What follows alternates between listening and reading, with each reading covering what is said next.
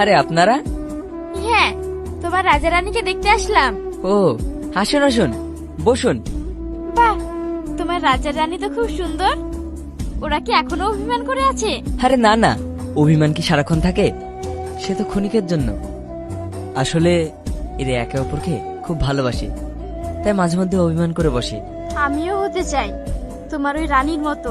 কি? হ্যাঁ, ঠিকই শুনেছো, আমি তোমার রানী হতে চাই। সেলিম, এরা কারা? মা, এরা পাশের গ্রাম থেকে এসেছে। হ্যাঁ আন্টি, আমরা সেলিমের রাজা আর রানীকে দেখতে এসেছি। ও আচ্ছা। হ্যাঁ। তাহলে বাইরে কেন? সেলিম, ওদেরকে ভিতরে নিয়ে আয়। না আন্টি, পরে আসবো। প্রথমবার গরিবের বাড়িতে এলে কিছু না খেয়ে চলে যাবে মা। এমন করে বলবেন না, অন্য একদিন এসে আপনার হাতে রান্না খেয়ে যাব।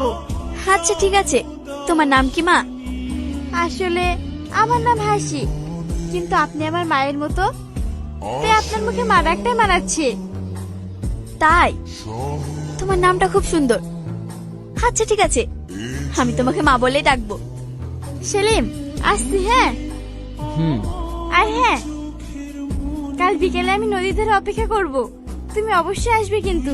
আচ্ছা ঠিক আছে। শুধু রাজাকে নিয়ে আসলে, রানীকে নিয়ে আসুনি কেন? রানী একটু অসুস্থ তো, তাই নিয়ে আসিনি। হ্যাঁ, কি হয়েছে ওর? ও তেমন কিছু না, রাত থেকে ঠিক মতো খাওয়া দাওয়া করছে না। ও, ডাক্তার দেখিও কিন্তু। হুম, বাড়ি গিয়ে নিয়ে যাব। হাসি, তুই এখানে কি করছিস? আর এটাকে? ভাই, আমি সেলিমকে ভালোবাসি। এই পৃথিবীতে এত ছেলে থাকতে শেষে একটা চাষার ছেলেকে? কিরে, কি হয়েছে? তোমার মেয়ে একটা ছোট লোকের বাচ্চার সাথে প্রেম করছে। হাসি, ও এসব কি বলছে? আব্বু, আমি সেলিমকে ভালোবাসি। দেখেছ আব্বু, ওর কত বড় সাহস, তোমার মুখের ওপর কথা বলছে। আজ থেকে তুই এই বাড়ি থেকে একদম বেরোবি না।